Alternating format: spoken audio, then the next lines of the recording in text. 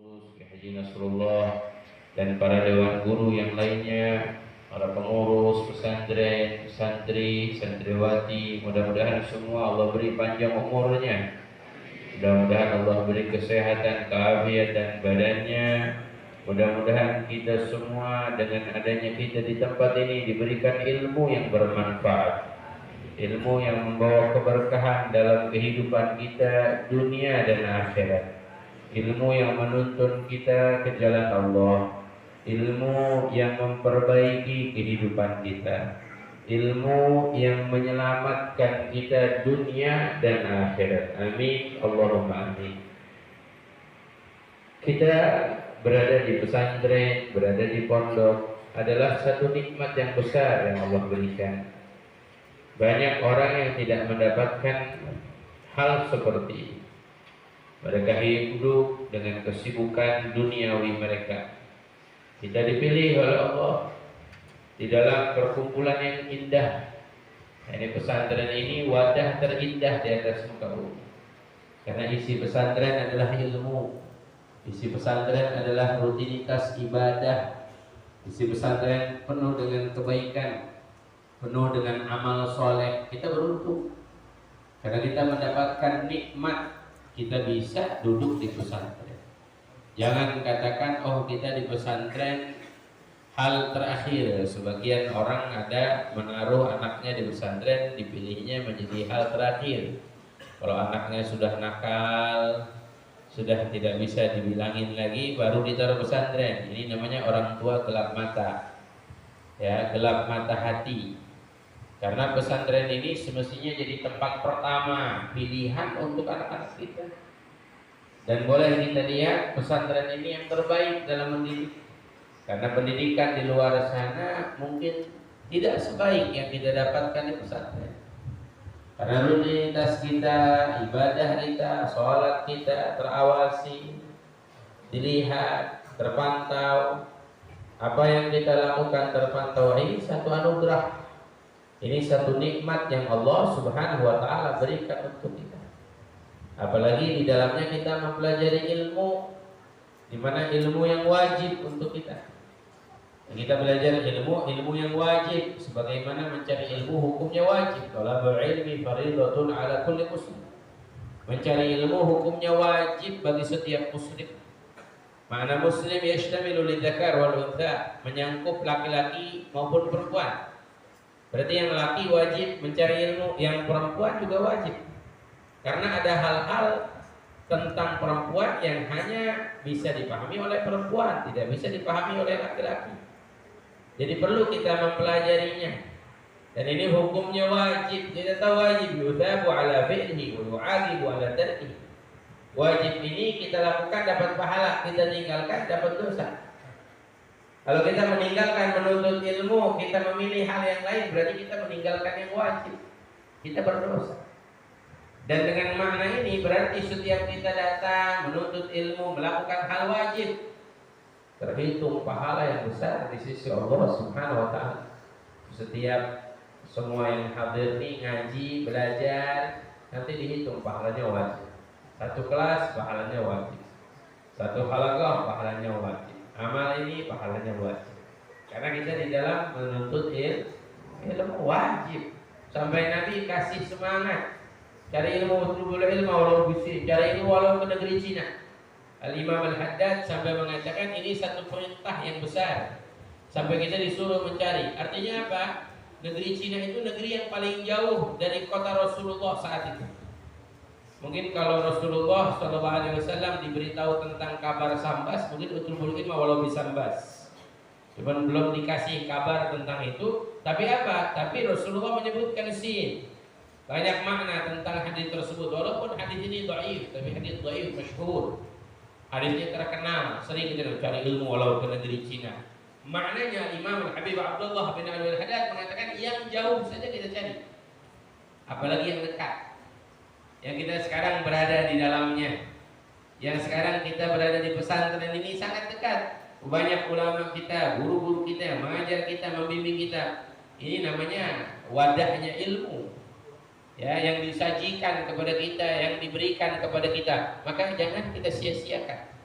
Ya, cari, kejar. Dan ini warisan dari Nabi kita Muhammad SAW. Ini harta waris dari Rasulullah buat kita semua. Di kita semuanya yang menginginkan harta waris dari Rasulullah ini.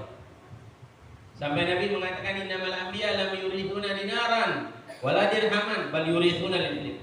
Para nabi tidak mewariskan harta. Para nabi tidak mewariskan uang, tidak mewariskan bidang tanah, tidak. Innama yurithuna al-ilm. Para anbiya mewariskan ilmu. Dan Nabi kita Muhammad sallallahu alaihi wasallam mewariskan ilmu buat kita. Dan ini ilmu warisan buat kita, berarti setiap dari kita berhak menerima warisan dari Rasulullah. Hak kita. Kalau namanya warisan itu milik kita, hak kita. Kita patut memintanya, patut mencarinya, patut mengambilnya. Dan ini warisan dari Nabi kita Muhammad SAW. Jangan kita tinggalkan. Makanya dulu waktu di masjidnya Rasulullah, setelah Rasulullah wafat mulai sepi. Orang yang mengaji belajar sepi. Tuh halaqah ilmu di majelis Rasulullah mulai berkurang. Sayyidina Abu Hurairah ketika melihat kejadian itu pergi ke pasar. Sayyidina Abu Hurairah pergi ke pasar, lihat di pasar ramai. Orang banyak di pasar, tapi di masjid Rasulullah orang berkurang belajar.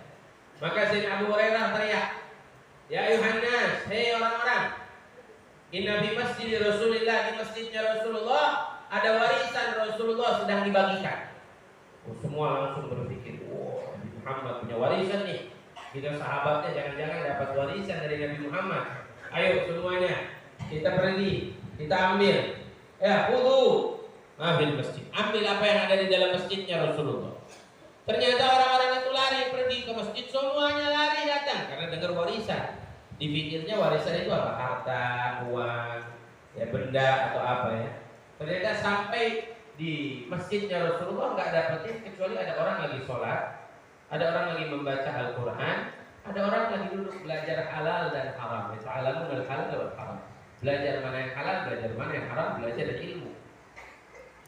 Akhirnya orang-orang lihat mana nggak ada yang dibagikan di masjid Rasulullah. Pulang lagi mereka. Pergi ke pasar langsung bilang, "Kadzabta ya Abu Hurairah. Kamu berbohong wahai Abu Hurairah." Dijawab, "Kenapa kamu katakan aku berbohong? Apa di masjid Rasulullah tidak ada orang?" Dijawab, ada orang lagi sholat, ada orang lagi ngaji Quran, ada orang lagi belajar mana yang halal, mana yang haram. Maka Sayyidina Abu Hurairah langsung katakan, itu yang belajar halal dan haram, mereka sedang menerima warisan dari Nabi Muhammad, warisan dari Rasulullah ilmu. Makanya kiranya kita mau menerima atau tidak menerima di warisan dari Nabi Muhammad. Maukah kita menerima warisan dari Nabi Muhammad? Kita dipilih, ada di sini kita dipilih. Takdirnya Allah Subhanahu wa taala buat kita beruntung. Berapa banyak orang yang ingin berada di tempat ini, mereka tidak diberikan oleh Allah. Mereka ingin belajar seperti kita, cuma tidak diberikan oleh Allah, dan kita diberikan oleh Allah, maka manfaatkan. Dan ini kebaikan yang Allah Subhanahu wa taala berikan. Mau kita di luar sana, apa yang kita punya tidak menjadi tanda kebaikan, tidak menjadi tanda cinta Allah. Makanya kalau kita mau ditanya apa yang menjadikan kita dicintai oleh Allah, tandanya apa? Kalau saya dicintai oleh Allah, pernah tanya? Saya dicintai atau tidak dicintai oleh Allah? Mau tahu tandanya? Di antara tandanya dalam hadis riwayat Imam Ahmad, Allah Subhanahu wa taala jadikan tandanya itu sebagaimana disebutkan oleh Nabi, "Anna dunya yu'ti Allah man yuhib wa man la yuhib." Dunia Allah kasih harta, benda, uang, semua dikasih buat yang dicintai oleh Allah dan yang tidak dicintai oleh Allah. Ada orang soleh, ahli ibadah, dicintai oleh Allah, dikasih dunianya. Ada orang yang tidak soleh, senang maksiat, jauh dari Allah. Apa yang dilakukannya dari hal yang mungkar, hal yang dilarang, Allah berikan juga dunia. Tapi apa? Walakinnal ilma la yu'tihi Allah illa man yuhibbu al-akhirah. Tapi ilmu tidak akan diberikan oleh Allah kecuali kepada orang-orang yang dipilih oleh Allah, yang dicintai oleh Allah dari pilihan-pilihan Allah. Jadi kita tidak mendapatkan ilmu kecuali kita dipilih dulu sama Allah, kecuali kita dicintai dulu sama Allah. Makanya mudah-mudahan kita semua yang hadir di tempat ini tergolong orang-orang yang dicintai oleh Allah. Biar kita mendapat ilmu yang manfaat, yang membawa kebaikan untuk kita dunia dan akhirat. Itu harapan kita. Dan mencari ilmu bukan hanya mencari sebagai landasan sekolah kita, nanti kita dapat ijazah secara formal, sudah terus bekerja lah. Beda kalau kita belajar di pondok ini, beda sama belajar di sekolah. Kalau belajar di pondok ini yang belajar bukan cuma akal kita, akal dan hati kita. Kita belajar bagaimana kita menjadi orang yang baik. Kita belajar menjadi orang yang diridhoi oleh Allah, menjadi orang yang dicintai oleh Allah. Makanya satu pesan jadikan buat kita semuanya, kita yang belajar jaga 3. Adab kita jaga. Cari. Yang pertama adab kita kepada Allah, cari ridho Allah. Lakukan ibadah dengan sebaik-baiknya. Perbanyak amal-amal soleh. Sholat 5 waktu kita dengan berjamaah jangan ditinggal. Sholat 5 waktu dengan berjamaah jangan ditinggal. Jangan senang kita lama di kamar mandi terus kita, oh orang sudah selesai sholat baru kita datang. Jangan. Tapi jaga sholat berjamaah. Tidak seharusnya para penuntut ilmu kalau dia tidak menjaga sholat berjamaah. Tidak dinamakan para penuntut ilmu kalau dia tidak menjaga sholat 5 waktunya berjamaah. Bukan hanya itu, jaga takbir kita sama imam. Imam sudah takbir Allahu Akbar, langsung kita takbir Allahu Akbar. Jangan nunggu-nunggu, jangan diperlambat. Tapi apa? Kita takbir langsung. Jaga. Sampai disebutkan oleh Syekh Nabi Umar dalam satu riwayat, siapa yang menjaga sholatnya selama 40 hari berjamaah, menjaga takbir bersama imam, artinya setelah imam takbir dia takbir, Allah keluarkan titik kemunafikan dari hati. Dijamin orang tersebut bukan orang munafik karena dia menjaga dalam beribadah kepada Allah Subhanahu wa taala. Dan ini tidak bisa kita dapatkan kecuali dengan kita menikmati, dengan khusyuk kita, dengan hadir hati kita. Kalau kita tidak menikmatinya, kita tidak akan mendapatkan nikmat ini. Kita akan jauh dari nikmat ini. Sulit jaga sholat berjamaah. Kita senang santai, senang berbicara, senang mengobrol dengan kawan kita. Sehingga apa? Imam sudah sholat sampai sudah selesai. Ada yang mungkin sholatnya di luar, ada yang mungkin belum sholat. Hati-hati. Kita harus jaga kedisiplinan kita dengan ini. Dan ini membuahkan hasil yang besar. Dulu diriwayatkan Imam Abi Hasan Asyadili. Imam Abi Hasan Asyadili ini alim besar, punya pondok, punya murid-murid. Namun tersebar isu di luar, Imam Abi Hasan ini bisa mengajarkan satu ilmu kimia. Ilmu kimianya apa? Bisa merubah sesuatu jadi emas. Apa aja dipegang jadi emas. Apa aja dipegang. Langsung orang, wah, mendengar kabar ini kita mesti belajar dengan Imam Abi Hasan Asyadili. Harus belajar. Kita datang. Ada satu orang datang ke Imam Abi Hasan Asyadili. Dia bilang begini, wahai Imam, saya mendengar katanya kamu bisa mengajarkan ilmu kalau pegang apa aja jadi emas, pegang pasir jadi emas, pegang air jadi emas. Kata Imam Abi Hasan, bohong, ini nggak ada ilmu itu, nggak ada ilmu kimia megang sesuatu jadi emas, nggak ada. Yang kami pelajari di sini ilmu Allah, ilmu agama Allah, bukan kami belajar. Enggak, kami mendengarkan kabar kamu bisa melakukan hal tersebut. Terus bagaimana, kata dia, saya mau belajar sama kamu. Saya nggak mengajarkan hal tersebut. Kalau kamu mau belajar, silakan belajar sini. Enggak, saya mau belajar ilmu ini saja. Yang lain saya nggak mau. Saya mau punya uang, saya mau punya emas. Akhirnya Imam Abi Hasan Asyadili mengatakan, kalau kamu mau belajar ilmu tersebut boleh, tapi satu syaratnya. Kamu tinggal di sini selama 40 hari, kamu itu harus menjaga wudhu. Nah, ini salah satu yang harus dijaga oleh santri.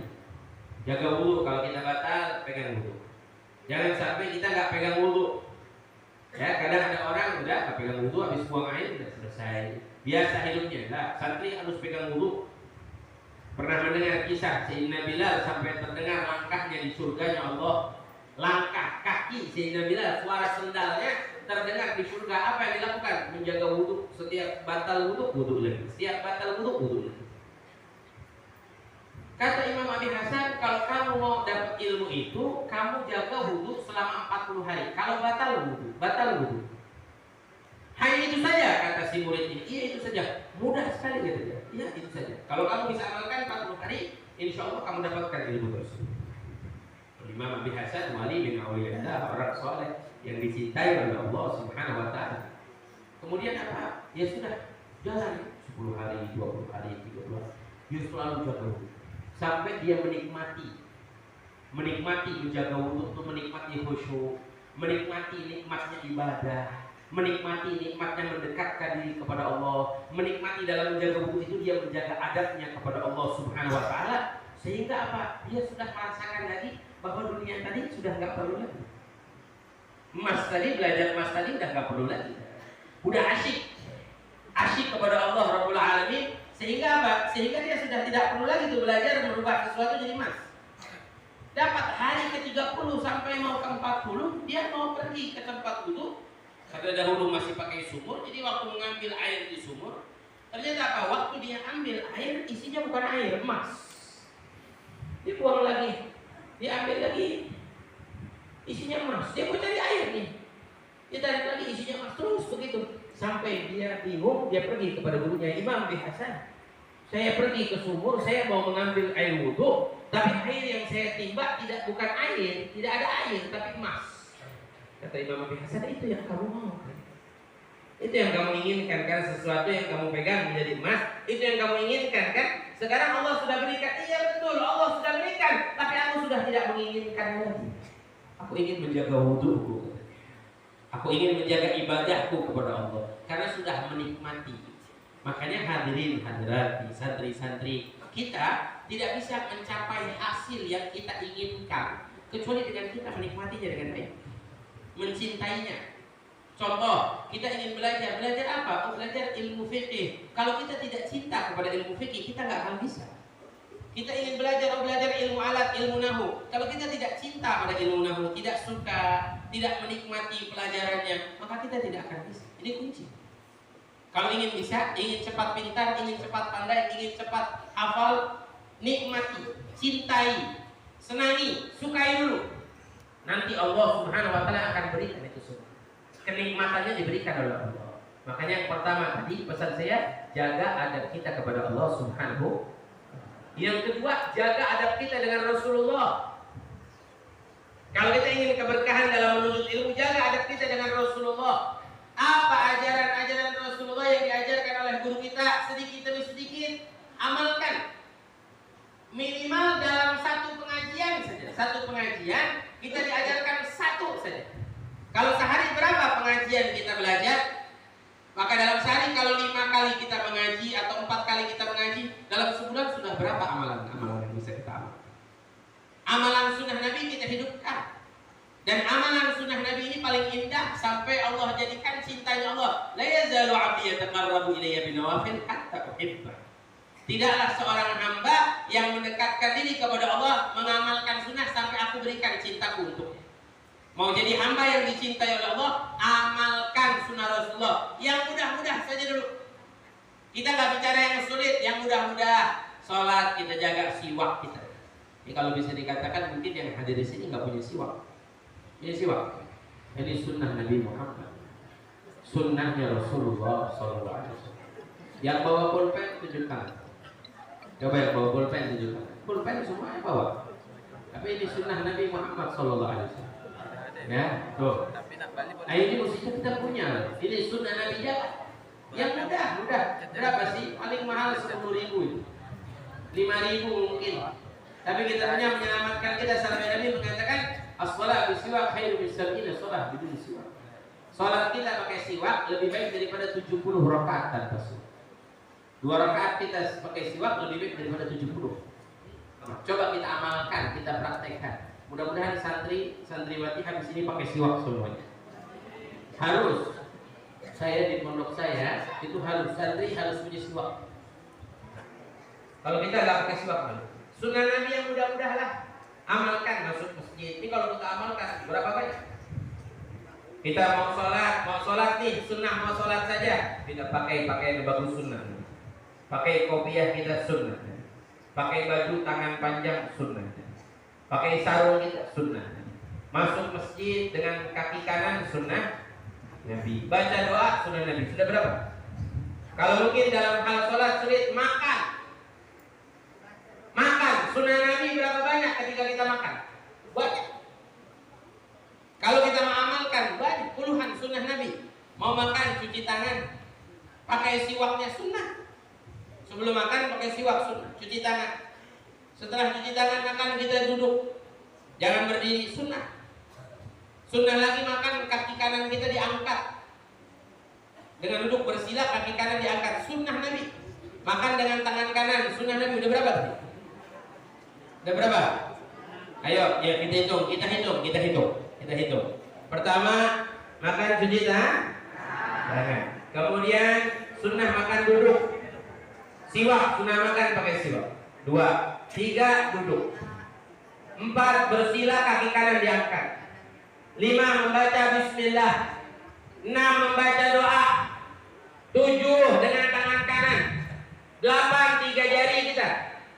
9 makan tidak mengambil hak orang lain, makan di posisi. 10 makan dengan rapi. 11 makan boleh berbicara sedikit, jangan sampai tidak berbicara sama sekali atau banyak berbicara, itu bukan sunnah. Ini sunnah Nabi. Udah berapa? Dan masih banyak lagi sunnah Nabi Muhammad SAW.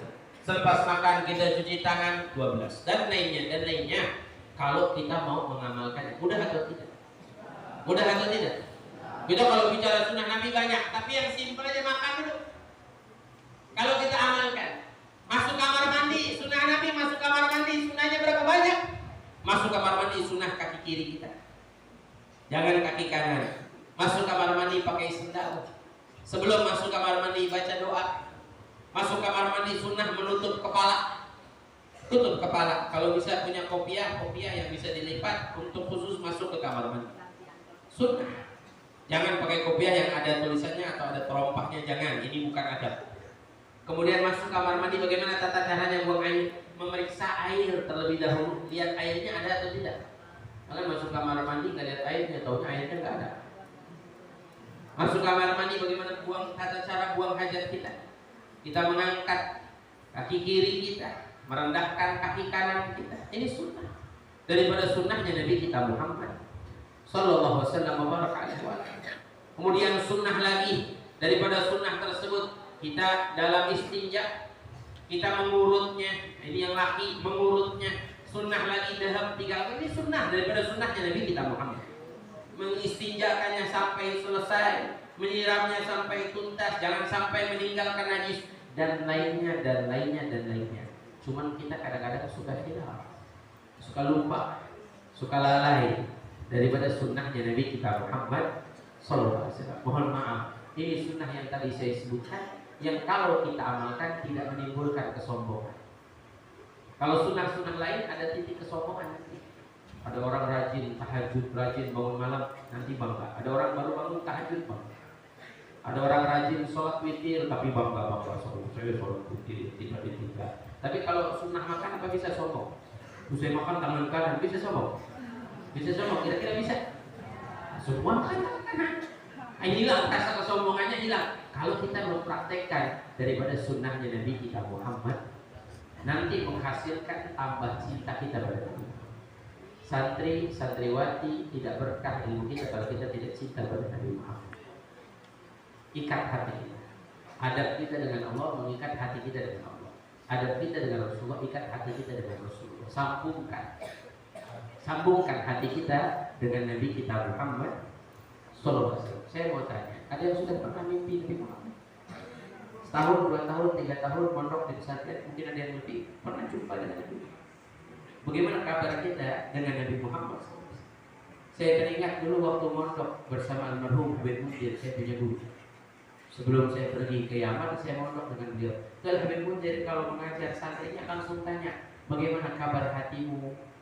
Bagaimana hubunganmu dengan Rasulullah? Apa malam ini kamu mimpi berjumpa dengan Rasulullah? Tanya seperti itu pada santri. Karena kita punya hubungan. Jangan sampai rugi kita. Al-Habib Zain bin Ibrahim bin Smith bilang 40 hari santri jadi 40 hari menyantri tapi belum mimpi melihat wajah Nabi Muhammad SAW, belum sempurna menyantri, belum sempurna belajar. Kemana hati kita berikan? Nih yang muda-muda, kemana hati kita berikan kalau bukan buat Rasulullah? Cinta kita kemana kita berikan kalau bukan untuk Nabi kita Muhammad? Makanya tanamkan rindu kita, diantaranya perbanyak sholawat kepada Nabi Muhammad. Sunnah yang tadi kita amalkan, kemudian memperbanyak sholawat pada Nabi Muhammad. supaya kita selalu memikirkan tentang Nabi Muhammad. Yang lain nanti dulu. Fokus pikirkan tentang Rasulullah, renungkan tentang Rasulullah, supaya kita semua bisa mimpi berjumpa dengan Rasulullah. Mau mimpi jumpa dengan Rasulullah? Tidak mustahil. Rasulullah kan man ra'ani fil manam faqad ra'ani haqqan. Siapa yang mimpi berjumpa denganku, dia benar berjumpa denganku. Dulu ada satu murid datang kepada gurunya, bilang, "Guru, saya mau jumpa dengan Nabi." Kata gurunya, "Tanamkan kerinduan, lakukan khidmat untuk Nabi, berdakwah menyampaikan untuk Nabi, amalkan sunnah Nabi dan perbanyak sholawat pada Nabi Muhammad. Dan setiap sebelum tidur coba pikirkan tentang Nabi Muhammad. Buka sejarah, buka syama'il Nabi, baca tentang sifat Nabi, sunnah Nabi, amaliyah Nabi, supaya terpikirkan. Jadi pas sebelum tidur kita mimpi bisa berjumpa dengan Nabi Muhammad." Si murid ini diajarkan seperti itu sampai lewat berbulan-bulan tidak mimpi jumpa dengan Nabi. Datang pada gurunya, "Guru, saya belum mimpi jumpa dengan Nabi Muhammad. Saya belum melihat wajah Nabi Muhammad. Saya sudah amalkan yang kamu katakan." Kata gurunya, belum sempurna, yang kamu amalkan belum sempurna. Mau mimpi jumpa dengan Nabi? Iya boleh guru. Kamu nginap di rumah saya malam ini. Nanti makan malam di rumah saya. Saya undang kamu makan malam, menginap di rumah saya. Maka datang si murid ke rumah gurunya, disiapkan makanan. Dan sengaja makanan itu ditaruh garam banyak, jadi asin makanan. Kata gurunya, "Malam ini kamu makan, tapi kamu tidak boleh minum." Makan boleh, tapi tidak boleh minum.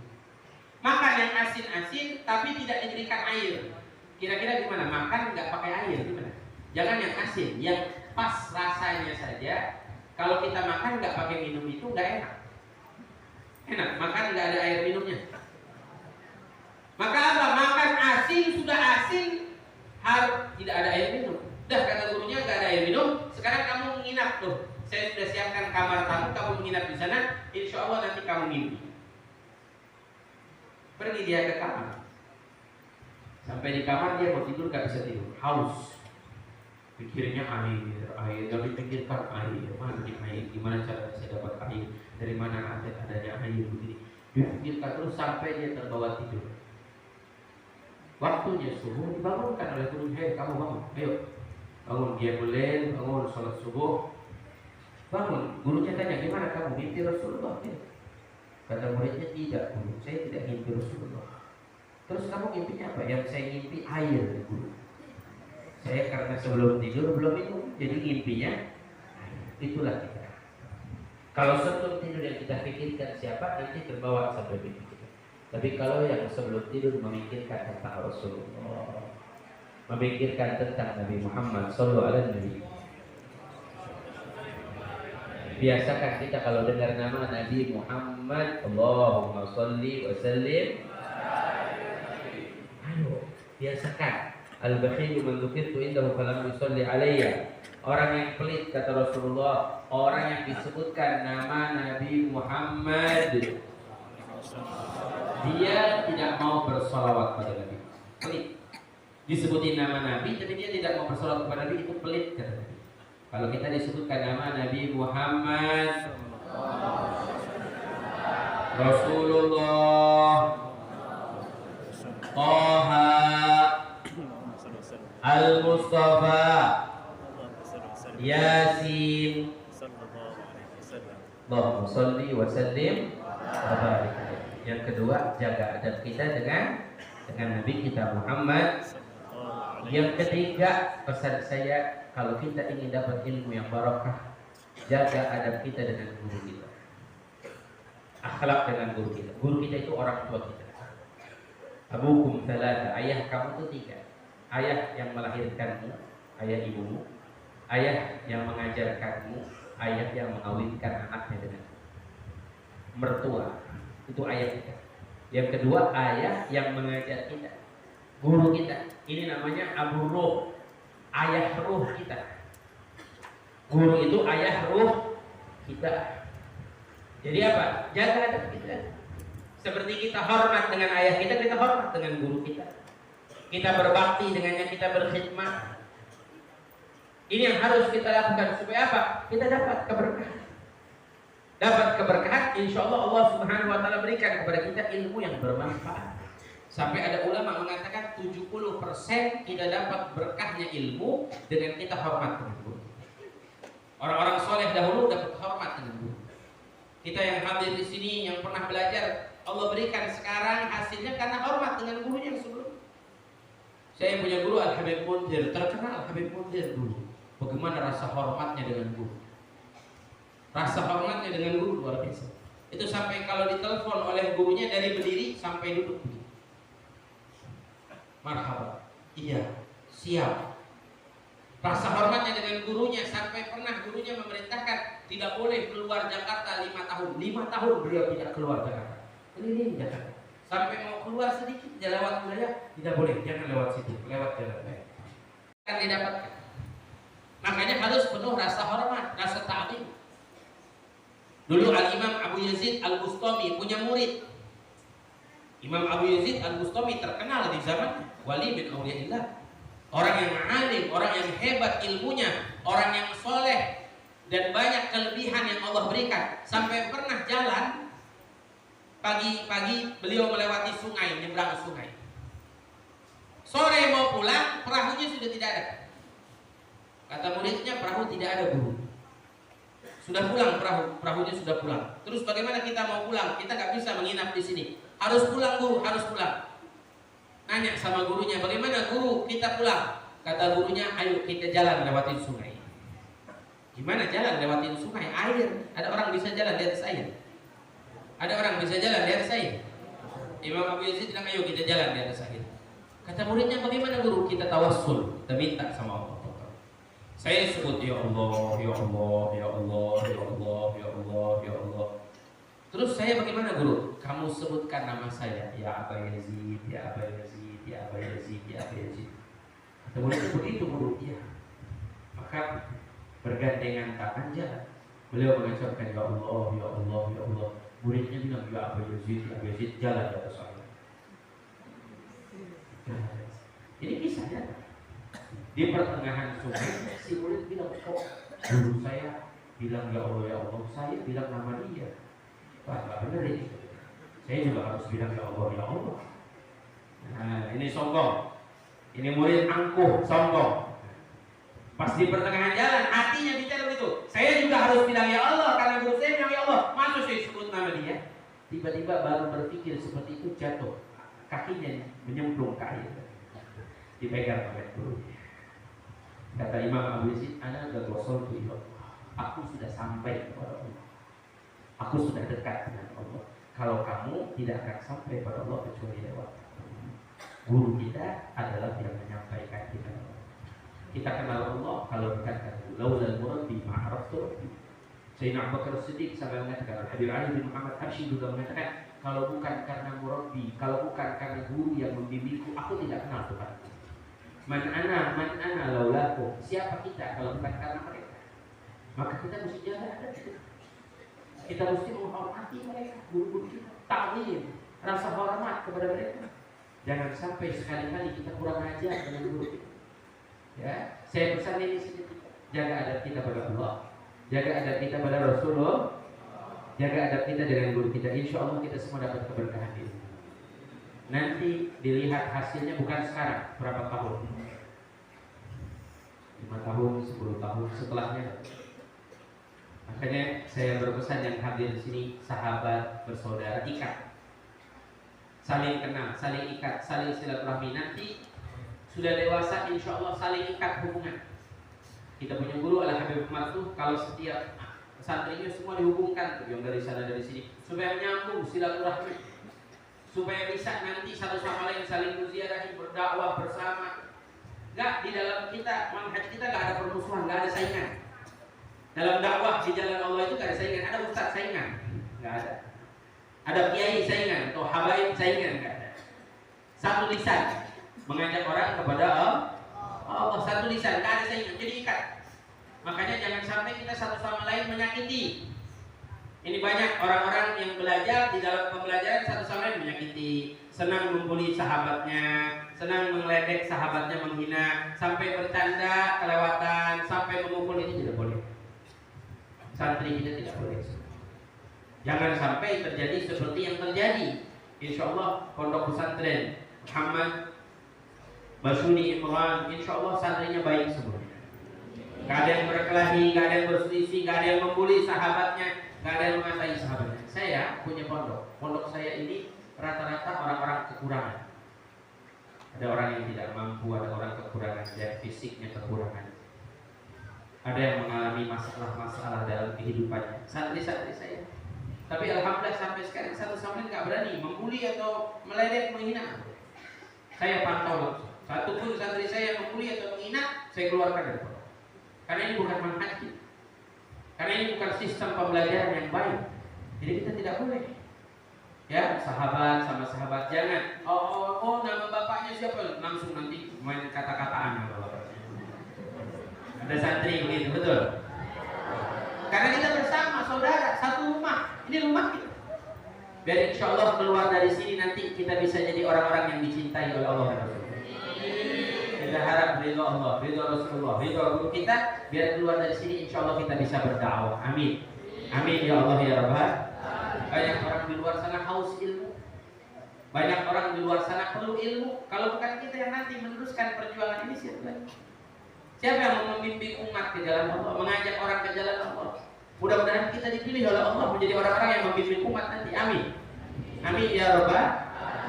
Jangan sampai ada terjadi kampung-kampung di pelosok sana, nggak ada ulamanya, nggak ada orang yang mengajarkan sholat, membimbing sholat. Ada satu kisah, paman saya pernah menceritakan. Ini kisah nyata. Ada satu kampung, ini jadi penutup majelis kita hari ini. Di satu kampung, ada satu kampung dulunya kampung orang-orang soleh. Ada masjid, walaupun tak besar masjidnya, tapi ini kampung orang soleh. Tapi mulai lambat laun orang-orang jauh dari Allah. Masjid mulai ditinggalkan. Orang-orang senang maksiat. Sampai tidak lagi masjid diisi oleh orang-orang sholat ibadah, sampai masjidnya dikunci. Dah tak dibuka lagi, dikunci sampai dipantek dengan papan. Suatu hari datang orang soleh ke kampung tersebut ingin berdakwah. Ternyata mau masuk masjid, masjidnya dikunci. Ada pemuda lewat. Ini masjid kenapa dikunci? Dikunci. Tidak ada yang sholat, tidak ada. Memang di sini bukan orang muslim, semua muslim, semua muslim. Tapi masjidnya dikunci, nggak ada yang sholat, nggak ada. Ternyata disaksikan orang-orang kampung itu senang mafia, senang mengadu ayam, senang berjudi, senang mabuk-mabukan, senang ini, senang maksiat seperti itu. Sangat jauh dari itu. Akhirnya apa? Si Ustadz ini, beliau berinisiatif sini tempat berdakwah, kita harus berdakwah dengan baik di sini. Tapi Ustadz ini karena kurang paham ilmu, kurang paham bagaimana tata caranya berdakwah, ya, memutuskan sesuatu dari dirinya, akhirnya salah jalan. Salah jalannya kenapa? Akhirnya dia katakan pada si pemuda ini, memang kata si pemuda ini, Ustadz bisa sholat? Bisa, saya bisa sholat. Ustadz bagaimana mau mengajarkan kita sholat? Boleh. Saya kumpulkan masyarakat biar kita belajar sholat. Ustadz boleh. Wah, senang Ustadz ini. Ayo kumpulkan masyarakat, dikumpulkan semua. Orang-orang dikumpulkan. Bingung dia pertama mau mengajarkan sholat, sedangkan masuk waktu sholat sudah. Dan sebentar lagi mau habis waktu sholat. Maka yang pertama ajarkan berwudu. Sebelum sholat harus wudu. Kalau nggak tahu wudu bagaimana sholat? Kemarin ada di Jakarta anak-anak muda niat sholat tidak tahu. Hati-hati kalau santri niat sholat tidak tahu, bahaya. Kita yang belajar ilmunya. Akhirnya apa? Berwudu. Pas berwudu gurunya gampang mengajarkannya. Kata gurunya gini saja, tirukan saya. Lihat saya, tirukan saya. Saya wudu, ikutin. Disuruh ikutin, gampang ya kalau wudu. Selesai wudu, bingung mau mengajarkan sholat, masuk waktu sholat. Kata ustadznya bilang, ya sudah, sholat ikutin saya. Sholat maghrib, ikutin saya. Ikutin ustadz ya, ikutin saya. Kita sholat maghrib. Pas sholat maghrib, ustadznya langsung takbir, Allahu Akbar. Semua yang di belakang warga kampung masyarakat itu Allahu Akbar. Kan disuruh ikutin ustadz ya. Ikutin Allahu Akbar. Ustadz baca, setelah baca doa iftitah, ustadz baca Bismillahirrahmanirrahim. Karena warga kampung pahamnya suruh ikutin ustadz, mereka semua ikutin Bismillahirrahmanirrahim. Ustadz bingung nih sekarang. Ustaznya bilang alhamdulillahi rabbil alamin. Wah, semua warga itu bilang alhamdulillahi rabbil alamin. Kata Ustaznya, wah nggak benar ini. Ini salah yang saya ajarin, ini salah ini. Ya, disuruh ngikutin, semuanya ngikutin, bukan hanya kita aja ngikutin. Karena tidak tahu. Karena mereka warga tidak ada yang berdakwah, nggak ada yang mengajarkan. Dan mulai banyak tuh masjid-masjid seperti ini. Artinya mulai banyak di kampung-kampung yang masjidnya mulai ditinggalkan, orang tidak tahu sholat, tidak paham sholat. Tak jauh di kota pun banyak. Musola-musola langgar-langgar yang ditinggalkan banyak. Akhirnya ustaznya bingung. Baca bismillahirrahmanirrahim, bismillahirrahmanirrahim. Alhamdulillah. Wah, ustaznya nggak benar nih. Ustaznya tiba-tiba refleks. Bilang begini, kamu jangan ikutin saya, diikutin semua. Kamu jangan ikutin saya. Tambah bingung lagi ustaz. Langsung ustaznya bilang, kamu semua orang bilang diikutin, kamu semua orang bilang. Tambah bingung, serem. Akhirnya ustaznya sendiri yang takut ini. Dilihat masjidnya sampingnya ada pintu. Wah, saya mesti kabur. Kata dia. Kabur lah si ustaz dapat pintu dia. Karena disuruh mengikuti ustaz, semua ikut kabur. Ustaznya makin takut lagi, naik ustaznya ke atas pohon. Naik ustaznya ke atas pohon, sebagian ikut naik ke atas pohon. Ada sebagian bilang, Ustaz, kalau sholat mesti begini, ya udah kita nggak usah sholat. Kalau sholat mesti naik ke atas pohon, kita nggak usah sholat. Artinya apa? Karena tidak tahu. Makanya saya sampaikan, ayo kita belajar. Ini masa belajar, belajarlah dengan baik. Malam yu'til waktu ta'til, lam yuhsin waktu tahsin. Waktunya main. Waktunya kita senang. Waktunya bercanda. Waktunya belajar, kita belajar.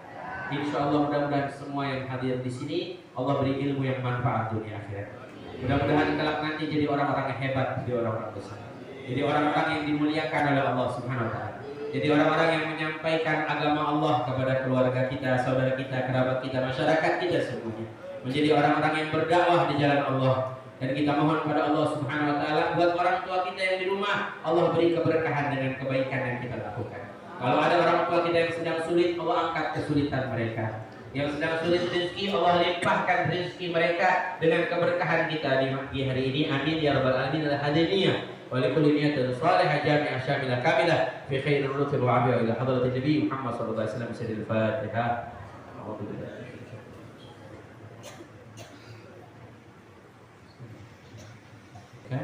Kurang lebihnya mohon maaf. Wassalamualaikum warahmatullahi wabarakatuh.